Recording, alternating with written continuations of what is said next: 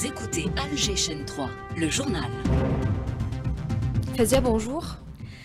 Hajar Mesroudi, bonjour. Rencontre Tebboune Créa, le président de la République réunit les forces vives de l'économie nationale et donne le ton d'une relance concertée. Alger dénonce fermement l'arrestation d'un de ses agents consulaires en exercice en France, une décision qu'elle qualifie de cabale judiciaire et de violation flagrante des conventions diplomatiques. Face aux accusations maliennes, la riposte des organisations algériennes fuse contre un pouvoir illégitime et aux abois. Sonarem et le professeur Karim Zarib lancent une filière lithium en Algérie pour un avenir énergétique vert. Un accord est signé entre les deux parties pour la production locale de batteries. Une délégation du Hamas est au Caire pour des discussions avec les médiateurs du Qatar et de l'Égypte. En attendant, le génocide se poursuit. Une frappe sioniste a ciblé la nuit dernière l'hôpital El Ahli à Gaza. Culture, Londa lance la deuxième édition de Mubadara, une opportunité pour les jeunes créateurs de transformer leurs idées en projets concrets.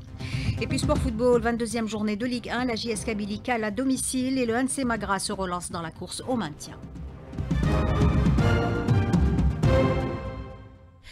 Madame, Monsieur, bonjour et bienvenue dans cette édition. Le président de la République réunit ce dimanche les patrons. Il s'agit de la deuxième rencontre organisée par le CREA, un signal fort aux opérateurs économiques. Ce rendez-vous marque une nouvelle étape dans le dialogue État-secteur privé et confirme la place centrale accordée aux acteurs économiques dans la relance nationale, dans un contexte mondial en mutation. Sophia Boukelcha. Cette rencontre s'inscrit dans la continuité de nombreuses réformes économiques engagées ces dernières années par l'Algérie pour moderniser son économie et créer un environnement propice à l'investissement qui constitue l'un des axes centraux de cette dynamique. L'environnement actuel est favorable avec pour ambition de positionner l'Algérie comme une destination attractive pour les investisseurs. À ce jour, l'API a enregistré près de 14 000 projets illustrant l'intérêt croissant des acteurs économiques pour le marché national. L'enjeu des exportations hors hydrocarbures reste aussi fondamental avec un objectif de 30 milliards de dollars d'ici 2030, un objectif ambitieux qui nécessite l'implication de l'ensemble des acteurs économiques. Autre point majeur, les préoccupations du secteur privé dans le cadre du partenariat public-privé. Le président de la République encourage un secteur privé fort, capable d'apporter des solutions innovantes et de contribuer à la création de richesses et d'emplois. Enfin, la question de l'élargissement du contenu local dans des secteurs stratégiques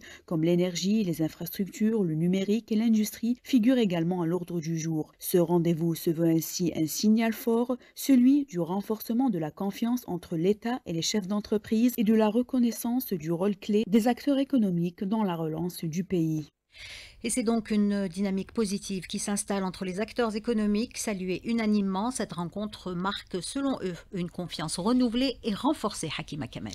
Une rencontre de consultation, de concertation, de dialogue et de planification, c'est l'initiative qui redonne la confiance, selon Mohamed Bouderba, président de l'Association des céramistes et vice-président de la CAPC. Nous considérons que le dialogue économique est fondamental pour d'abord apaiser le climat des affaires, le retour de la confiance et en même temps encourager l'image de l'Algérie à l'extérieur pour le retour des IDE. Adel Bensassi, opérateur économique et président du cluster mécanique, estime que c'est une opportunité pour faire le point sur les blocages mais aussi mettre en lumière les réussites. La rencontre se veut être un espace de dialogue direct et inclusif de l'ensemble des opérateurs économiques, associations professionnelles et organisations patronales. Et à travers ce dialogue, l'objectif est de lever les obstacles, valoriser les réussites. Président de l'ANEXA, les producteurs, Tarek Bounmarka estime que le président multiplie les signaux positifs. Le président de la République, c'est pas que cette fois-ci qu'il est en train d'encourager les exportateurs et de donner des instructions pour que l'export soit libéré et encouragé. C'est la deuxième rencontre du genre qui réunit le chef de l'État avec le monde économique sans intermédiaire pour évaluer les efforts réalisés et trouver les moyens d'atteindre les objectifs annoncés. Ahmed Attaf en visite officielle à Addis Abeba, envoyé personnel du président de la République, le chef de la diplomatie algérienne co-présidera avec son homologue éthiopien la 5e session de la commission mixte algéro-éthiopienne dont l'objectif est de dynamiser la coopération entre les deux pays. Autre rendez-vous dans l'agenda de Attaf, la 24e session ordinaire du Conseil exécutif de l'Union africaine consacrée à la désignation de responsables aux postes vacants au sein des instances de l'organisation. L'Algérie réagit fermement après la mise en détention provisoire en France d'un de ses agents consulaires en exercice. Le secrétaire général des Affaires étrangères du ministère des Affaires étrangères a rencontré hier l'ambassadeur de France en Algérie. Lounès Magraman lui a clairement signifié que cette situation constitue un obstacle à la reprise des relations bilatérales. Nedjib Idriss.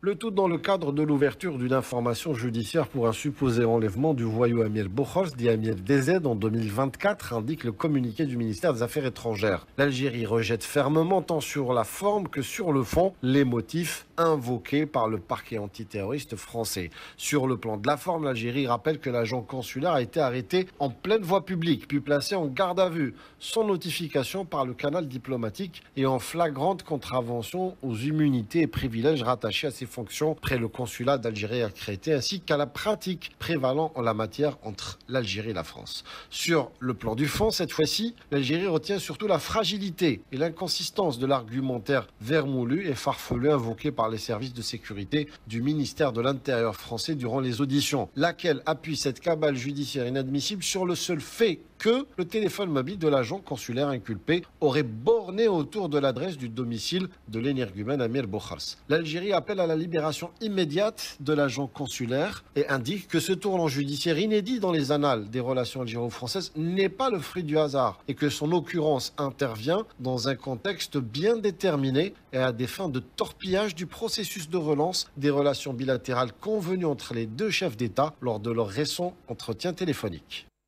La confrérie de la Tariqa Qadiriya condamne les accusations du gouvernement malien contre l'Algérie, les jugeant infondées et motivées par des influences étrangères.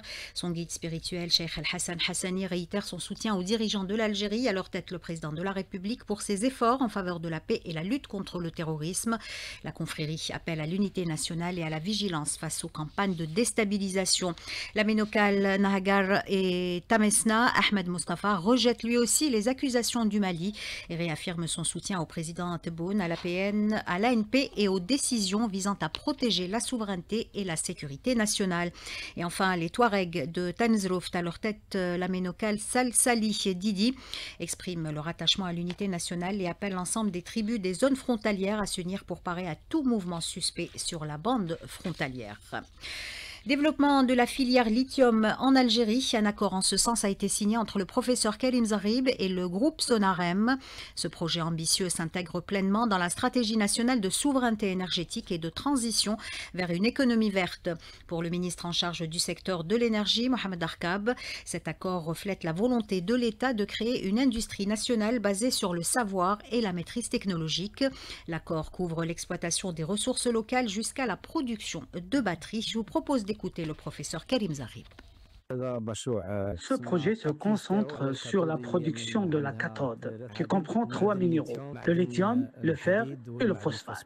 Il sera utilisé dans la batterie au lithium. Ces projets liés à la production de fer, de phosphate et de la cathode seront menés en parallèle et seront 100% algériens. Avec plus de 25 ans d'expérience dans le secteur pharmaceutique, Yahya Saad-Eddine Naili prend les rênes de Saïdal. Il a été nommé hier en remplacement de Abdelwaheb Rimes. La décision a été entérinée par le conseil d'administration du groupe pharmaceutique. En prévision de Eid al-Adha, le ministre de l'Agriculture, Youssef Sharfa, a réuni les principaux acteurs concernés pour coordonner l'importation et la distribution des moutons destinés au sacrifice, vente directe, contrôle sanitaire, mise en quarantaine et sécurité du processus, entre autres questions abordées. Solidarité avec la Palestine occupée, une coalition de 24 partis politiques s'est réunie hier à Alger pour dénoncer les crimes de l'entité sioniste et le mutisme de la communauté internationale. Une frappe aérienne sioniste a ciblé tôt ce matin l'hôpital Al-Ahli à Razaville. Aucun bilan de martyrs pour l'instant. Plus de 1500 Palestiniens sont tombés en martyrs et plus de 4000 autres ont été blessés à Gaza depuis le 18 mars, date de la reprise de l'agression sioniste, portant à près de 51 000 le nombre total de martyrs dans le territoire assiégé. Le Hamas, qui se dit favorable à toute proposition de paix à Gaza, garantissant un cessez-le-feu permanent et un retrait complet des forces d'occupation sionistes de l'enclave.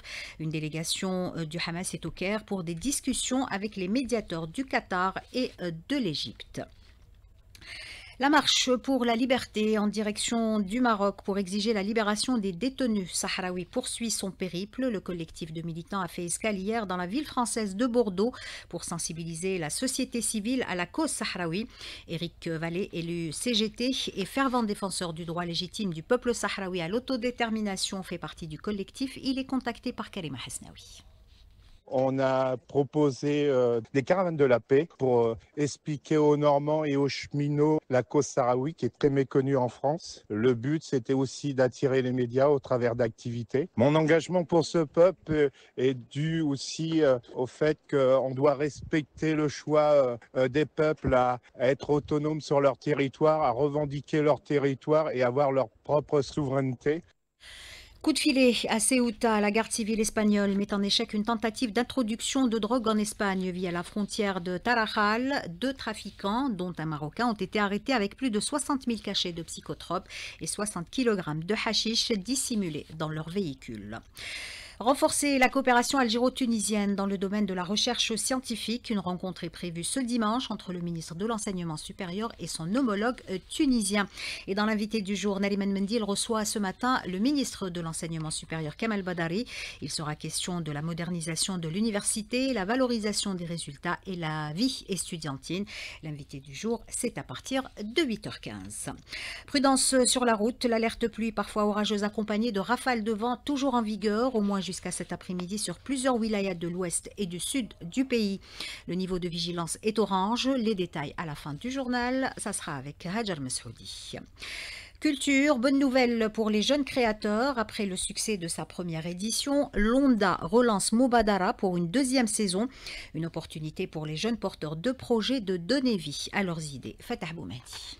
Une initiative artistique qui vise à repérer, accompagner et promouvoir les jeunes porteurs de projets, tout art et domaines confondus. Mehdi Delmi, directeur général adjoint de l'Onda, nous donne plus de détails. Mubadara vise essentiellement à renforcer l'entrepreneuriat culturel en offrant aux créateurs, aux porteurs de projets, un cadre propice à l'épanouissement de leurs projets. La 2e édition continuera à offrir un programme complet combinant formation spécialisée, mentorat et conseils pratiques, tout en mettant un accent particulier sur la protection de la propriété intellectuelle afin de renforcer la compétitivité des projets au niveau national et international. Cette initiative, c'est surtout l'accompagnement. Mubadara est une plateforme unique qui offre aux startups, PME, porteurs de projets, étudiants en fin de cycle du secteur créatif une série d'ateliers, un accompagnement personnalisé, des opportunités de mise en réseau avec des investisseurs et des institutions de soutien. Le programme vise à doter les entrepreneurs culturels des outils nécessaires pour développer leurs projets, tout en garantissant une gestion optimale de la propriété intellectuelle. Les secteurs couverts incluent l'art, les différents types d'art, des industries créatives, le design, les médias, les technologies créatives, ainsi que l'organisation d'événements culturels. Pour